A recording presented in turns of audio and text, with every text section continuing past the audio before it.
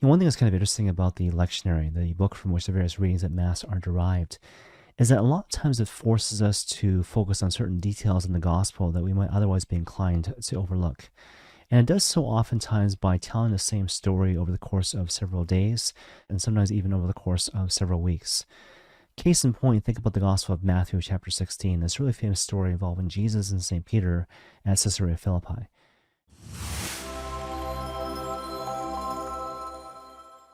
And so when you break down this particular story, basically it distills down to two essential points. And in order to make sure that the church deals with each of these points sufficiently, in the context of the lectionary and the context of the weekends, this particular story is often told over the course of two separate weekends.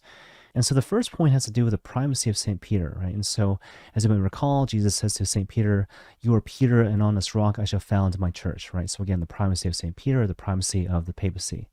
But then all of a sudden, in the context of the second weekend, the focus shifts. And so now the emphasis is on Jesus as the suffering Messiah. And so what the Lord basically says is that the Son of Man will suffer and die at the hands of his enemies, but then come back from the dead in 3 days. In response to which St. Peter roughly pulls him aside and rebukes him. Now, if you read between the lines, the reason why St. Peter does this is because he's no dummy, right? And so he's just been named, of course, again, the first pope, and he knows that whatever's going to happen to the master will probably happen to his number two guy. And so when he says to the Lord, "This must never happen to you," what he basically means is, "This must never happen to me."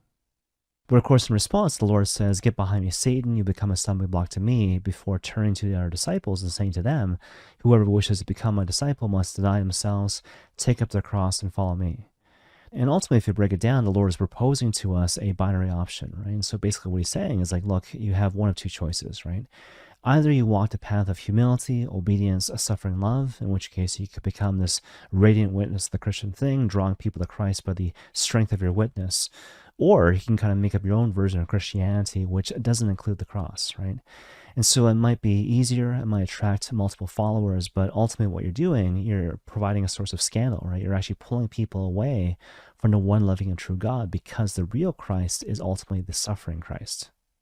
Now, here's where it gets kind of interesting, right? Because you hear this exhortation to, walk the path of suffering love, and it doesn't sound all that attractive, right? So you might recognize that it has this Christian vibe.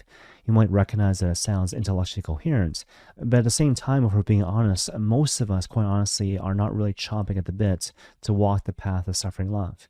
And so given all that, perhaps I might share with you a contemporary example to make this particular point about walking the path of suffering love more accessible and more attractive, if you will.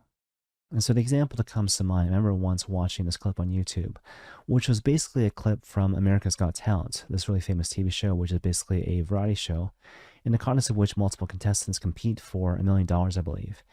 In any case, in the context of this particular clip in question, I was watching this musical act done by this singer named Mandy Harvey. And Mandy Harvey, she's a singer, she plays the ukulele, but most notably, she's deaf, right? Becoming fully deaf at age 18. And so as you might imagine, initially she thought that her musical career was essentially over until she learned to adapt. And so she learned to kind of trust her muscle memory. She learned to trust her sense of pitch. She learned to use visual tuners. She even learned to play live performances barefoot so she could feel the music and feel the vibrations through her feet, through the floor. In any case, in terms of her actual performance on America's Got Talent, Mandy chose to perform this song that she wrote called Try, which was obviously about her struggle with becoming progressively deaf. And so in terms of the overall structure of the song, first of all, she would begin by simply being honest about the difficulty of her plight. And so, for example, she has this really great line where she says that the sky is gray more often than it's blue. But then she would go on to give the hints of possibility, the hints of new life, predicated on her willingness to try. And so that would become the recurring refrain throughout the course of the song. If I would try, if I would try, if I would try. If I would try again, there is a possibility of new life and new hope. But then you see, what's interesting is that all of a sudden the song shifted, right? And so instead of saying over and over again, if I would try, suddenly Mandy Harvey said, so I will try, in response to which the studio audience broke out into spontaneous applause.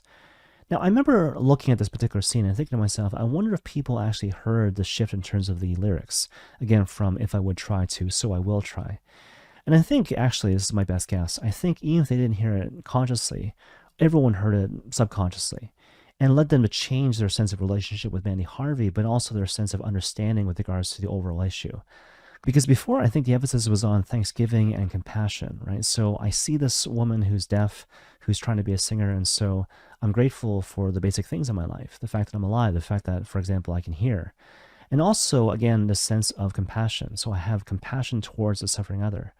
But then again, with the shift in terms of the lyrics to "Therefore I will try," there came to be this kind of understanding on the part of the audience of a deep sense of recognition. So now I recognize something that perhaps I always knew to be true, but now I'm fully owning to actually be true. And the truth is this: darkness doesn't have the final word. Suffering doesn't have the final word. Death doesn't have the final word. There always remains, no matter who you are or what your circumstance is, possibility. The possibility of hope and new life. But the key is you can't give up.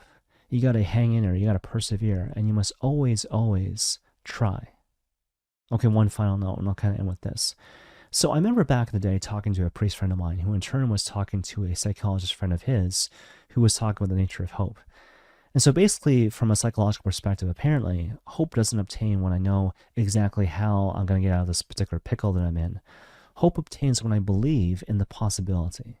If I believe simply in the possibility that there is a way out, therefore hope can obtain. And obviously, the thing I want to impress upon you, friends, is that Mandy Harvey inspired hope in the hearts of millions of people. Not simply those who were in attendance in terms of her actual performance, but subsequently in the context of social media. Millions of people throughout the course of the world. She inspired hope in the hearts of these people. And how did she do it? In her own words, she demonstrated to the world that even though there obviously may have been times where she felt like giving up, she was resolved to make sure that her life was more than about giving up. And so she chose to try. She chose to walk the path of suffering love. And look how many lives were changed because of that. And may God bless you all.